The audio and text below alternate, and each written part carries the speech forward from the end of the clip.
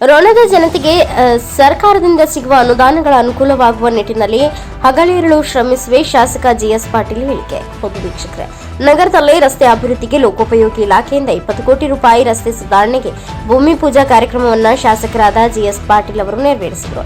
ರಸ್ತೆ ಅಭಿವೃದ್ಧಿ ಜೊತೆಗೆ ಬಡ ಮಕ್ಕಳ ವಿದ್ಯಾಭ್ಯಾಸಕ್ಕಾಗಿ ಕಾಲೇಜು ಕಟ್ಟಡದ ಬೇಡಿಕೆ ಮಂಜೂರಾತಿ, ವಸತಿ ಗೃಹಗಳ ಸುಧಾರಣೆ, ಕುಡಿಯುವ ನೀರಿನ ಯೋಜನೆ, ಕೃಷಿ ಸಲಕರಣೆ ಕುರಿತು ರೈತರು ಬೆಳೆದ ಬೆಳೆಗೆ ಸೂಕ್ತವಾದ ಘಟಕ ಇನ್ನು ನಮ್ಮ ಹಲವು 10 ಬೇಡಿಕೆಗಳನ್ನ ಇದ್ದು ಇದಕ್ಕೆ ಈಗಾಗಲೇ ಸರ್ಕಾರಕ್ಕೆ ಪ್ರಸ್ತಾವನೆ ಸಲ್ಲಿಸಿದ್ದೇನೆ. ಅದೇ ರೀತಿ ನಮ್ಮ ರೋಣ ನಗರದ ಬೈಪಾಸ್ ರಸ್ತೆ ಕೂಡ ಮಾಡಿಕೊಡಲು ಇದಕ್ಕೀಗಾಗಲೇ ಬೇಡಿಕೆ ಕೂಡ ಸಲ್ಲಿಸಲಾಗಿದೆ. ಸರ್ಕಾರದಿಂದ ಸಿಗುವಂತಹ ಎಲ್ಲ ಅನುದಾನಗಳನ್ನ ನಮ್ಮ ರೋಣದ ಜನತೆಗೆ ಒದಗಿಸಿ ಕೆಲಸ ಕಾರ್ಯಗಳನ್ನ ಮಾಡುವಲ್ಲಿ ನಾನು ಹಗಲಿರುಳು ಶ್ರಮಿಸುವುದಾಗಿ ಶಾಸಕ ಜಿಎಸ್ ಪಾಟೀಲ್ ಅವರು ಸಭೆಯಲ್ಲಿ ಮಾತನಾಡಿದರು. ನಗರದಲ್ಲಿ ಇರುವಂತಹ ಕೆರೆ ನಿರ್ಮಾಣಕ್ಕೆ ಬೀದಿ ದೀಪಗಳು ಹಾಗೂ ರಸ್ತೆ ಪಕ್ಕದಲ್ಲಿ ಫುಟ್ಪಾತ್ ವ್ಯವಸ್ಥೆ ಹಾಗೂ ಚರಂಡಿ ನಿರ್ಮಾಣ ಮಾಡುವಲ್ಲಿ ತಮ್ಮ ಸಹಕಾರ ಆಗುತ್ತದೆ ಎಂದು ಗದಗಿನ ಲೋಕೋಪಯೋಗ ಅಧಿಕಾರಿ ಪಾಟೀಲ್ ಅವರು ಕಾರ್ಯಕ್ರಮವನ್ನು ಉದ್ದೇಶಿಸಿ ಮಾತನಾಡಿದರು. ಈ ಸಂದರ್ಭದಲ್ಲಿ ಶ್ರೀಮತಿ ಗೀತಾ ಎಂ ಮಾಡಲಗೇರಿ ಪುರಸಭೆ ಅಧ್ಯಕ್ಷರು, ಶಾಸಕರು ಜಿಎಸ್ ಪಾಟೀಲ್, ಇಡಬ್ಲ್ಯೂಪಿಎನ್ ಪಾಟೀಲ್, ವಿದ್ಯಾ ಎಸ್ ದೊಡ್ಡಮನಿ, ರೋಣ ಪುರಸಭೆ ಮಾಜಿ ಅಧ್ಯಕ್ಷರು ಸೇರಿದಂತೆ ಇನ್ನು ಉಪಾಧ್ಯಕ್ಷರು ಹಾಗೂ ಸದಸ್ಯರು ಸೇರಿದಂತೆ ಇನ್ನು ಅನೇಕ ಗಣ್ಯ ಮಾನ್ಯರು ಇದೇ ಸಂದರ್ಭದಲ್ಲಿ ಉಪಸ್ಥಿತರಿದ್ದರು. Rudrappa Hebballi, NKS TV4 news, Ron. Ron ಪಟ್ಟಣವನ್ನು ಸುಂದರವಾಗಿ ಮಾಡಬೇಕನ್ನುವಂತ ಸದುದ್ದೇಶದಿಂದ ಹಲವಾರು ಕಾರ್ಯಕ್ರಮಗಳನ್ನು ಮಾಡಿಸಿಕೊಂಡು ಒಂದು ಸುಂದರ ಪಟ್ಟಣ ಮಾಡಬೇಕನ್ನುವ ಒಂದು ಉದ್ದೇಶದಿಂದ ಈಗ ಭೂಮಿ ಪೂಜೆಯನ್ನ ನೆರವೇರಿಸ್ತಾ ಇದ್ದಾರೆ ಬಂಧುಗಳು. ಆ ಭೂಮಿ ಪೂಜೆಯಲ್ಲಿ ಎಲ್ಲರೂ ಹಿರಿಯರು, ಜವಾಬ್ದಾರಿತ ಪುರಸಭೆ ಸದಸ್ಯರು ಈ ಕಾರ್ಯಕ್ರಮದಲ್ಲಿ ಭಾಗವಹಿಸ್ತಾ ಇದ್ದಾರೆ ಬಂಧುಗಳೇ.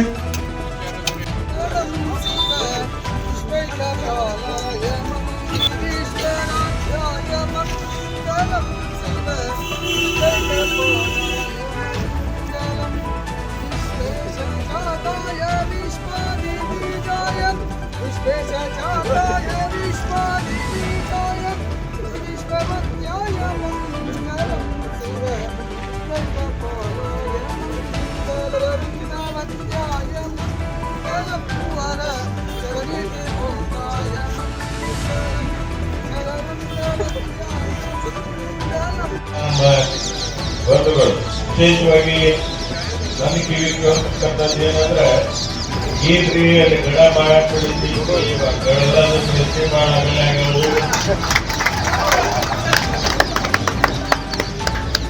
ನಮ್ದೇನು ಇದನ್ನಾಗಲ್ದು ಅಂತೇಳಿ ನಾವು ಊರು ಅಭಿವೃದ್ಧಿ ಮಾಡ್ಬೇಕಾದ್ರೆ ಬಹಳ ಅಡಿಸ್ತೀವಿ.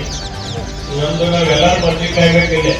ಯಾಕಂದ್ರೆ ನಮ್ಮ ಊರು ವ್ಯಾಪಾರೇ ಊರಲ್ಲಿ ಅವೆಲ್ಲ ಒಕ್ಕಲ್ತನ ಮೇಲೆ ಅವಲಂಬಿಸಿದವರು. ಜಾಸ್ತಿ ವ್ಯಾಪಾರನೂ ಇಲ್ಲಿ ಮಾಡುವಂತ ಅವಕಾಶಗಳು ಬಹಳಷ್ಟು ಕಡಿಮೆ. ಅದಕ್ಕಂತ ಸಂದರ್ಭದಲ್ಲಿ ಏನೇ ದೊಡ್ಡ ಯೋಜನೆ ತಂದರೂ ಕೂಡ ಅವೆಲ್ಲ ನಮ್ಗೆ ಕಣ್ಣಿಗೆ ಕಾಣದಂತ ಒಂದು ವ್ಯವಸ್ಥೆ ಇದೆ. ಅದಕ್ಕೆ ಇವತ್ತು ಆ ದೃಷ್ಟಿಯಲ್ಲಿ ಇರ್ಬೋದು. ಅದ್ರ ಮನೆ ನಾವೆಲ್ಲ ಇದ್ದಿದ್ದು ಹೇಳ್ಬೇಕು, ನೀವೇನು ಹಚ್ಚಿದ್ರಿ ನಮ್ದು ಸ್ವಲ್ಪ ಕರೆದು ನಮ್ಮ ಊರು ಇವೆಲ್ಲ ರಸ್ತೆ ಅಗಲೀಕರಣ ಆಗಿರಿ. ಇವನ್ನೆಲ್ಲ ಈಗಾಗಲೇ ಅದಕ್ಕೆ ಇದನ್ನು ಮಾಡ್ತೀನಿ, ಪ್ರಸ್ತಾವನೆಯನ್ನು ಕಳಿಸ್ತೀನಿ. ಅದು ಮುಂದೆ ನೀವು ಒಪ್ಪಂದ ಮುಂದೆ ಅಂತ ವಿಚಾರವನ್ನು ನಾ ಮಾಡಿದ್ದೆ. ಅದು ಕೂಡ ಆ ಪ್ರಸ್ತಾವನೆಯನ್ನ ಎಲ್ಲ ಅರ್ಥ ಮಾಡ್ಕೊಳ್ಬೇಕು. ಈಗ ನೋಡಿ ಅದಲ್ಲ ಸಾಮಾನ್ಯ ಜಾತಿಗಳು, ಪ್ರತಿ ಜಾತಿಗಳು ಮುಂದೆ ನಾವು ಜಿಲ್ಲೆಯನ್ನು ಮನೆ ಗದಕ್ಕೆ ಬಂದಾಗ ಬಾಗಿದ ರಸ್ತೆಗಳನ್ನು ನೋಡಲಿಕ್ಕೆ ಬಂದಾಗ ವೀಕ್ಷಣೆ ಮಾಡ್ಲಿಕ್ಕೆ ಬಂದಾಗ ಅವ್ರ ಮುಂದೆ ಪ್ರಸ್ತಾವನೆ ಒಂದು ರೋಡ್ ಅಗಲೀಕರಣ ಮಾಡಬೇಕು ಊರನ್ನ ಮುಂದೆ ಈಗಾಗಲೇ ಪ್ರಸ್ತಾವನೆ ಹೋದಾಗ ಅವ್ರೇನು ದೊಡ್ಡ ಪಂಚಾಯತ್ ಅಂದ್ರೆ ಅದೇನು ಅಗಲು ಮಾಡೋದು ಬೇಡ, ನಿಜವಾಗಿ ತೊಂದರೆ ಮಾಡಬೇಡ, ನಾವು ಬೈಪಾಸ್ ಮಾಡಿಕೊಡೋದು ಒಂದು ಮಾತನ್ನ ಅವ್ರು ಹೇಳಿದ್ರು. ಈಗ ಮತ್ತೆ ಸಹಾಯಕ್ಕೆ ಬಂದಿರುತ್ತಾರೆ. ಅದಕ್ಕೆ ಆ ವಿಚಾರವಾಗಿ ಇವತ್ತು ಇದ್ದಂತ ಅವಕಾಶ.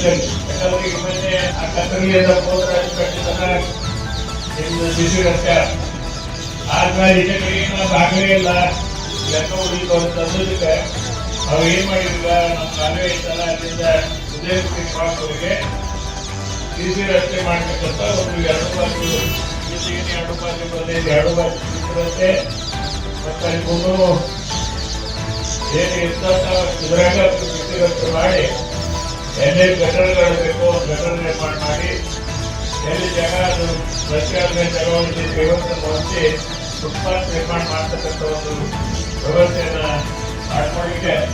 ಯಾಕಂದ್ರೆ ಬಹಳಷ್ಟು ಅವಕಾಶಗಳಿದ್ದು ಅವೇನು ಎಲ್ಲ ನೋಡಿ ಎಲ್ಲ ಚೆನ್ನಾಗಿಲ್ಲ. ಇದು ರಾಜ್ಯ ಹೆದ್ದಾರಿ ಯೋಜನೆ ಎಲ್ಲರ ಹಾಗಾಗಿ ಅದಕ್ಕೆ ನಮ್ಗೆ ಬಹಳಷ್ಟು ಅವಕಾಶಗಳು ನೆರೆಗಳು ಕುಟುಂಬಿ ನೆರೆಗಳು ಇಂಥ ಬಹಳಷ್ಟು ಕಡೆ ನಮ್ಗೆಲ್ಲ ಹಾಕುವಂತ ಅವಶ್ಯಕತೆ ಅದನ್ನೆಲ್ಲ ನಾನು ಸ್ವಲ್ಪ ಮಟ್ಟಿಗೆ ಕುಡಿಸಿ ನಮ್ಮ ಹೋಗದ ನಾಗರಿಕರಿಗೆ ಎಲ್ಲರಿಗೂ ವಿಶೇಷವಾಗಿ ಅಭಿಮಾನಿಗಳಿಗೆ ನನ್ನ ಯಾರು ರಾಜಕೀಯ ಬಳಸ್ತಂತ ಊರಿದು ಇದರ ಬಗ್ಗೆ ನಾನು ಹೆಚ್ಚು ಕಾಳಜಿ ವಹಿಸಿ 20 ಕೋಟಿ ರೂಪಾಯಿ ಊರಾಗಿನ ಹಾಕಬೇಕು ಅನ್ನೋ ವಿಚಾರ ಇಟ್ಕೊಂಡು ಈ ಯೋಜನೆಯನ್ನು ಇವತ್ತು ನಾವು ಇಲ್ಲಿ ಪ್ರಾರಂಭ ಮಾಡ್ತಾ ಇದ್ದೀವಿ.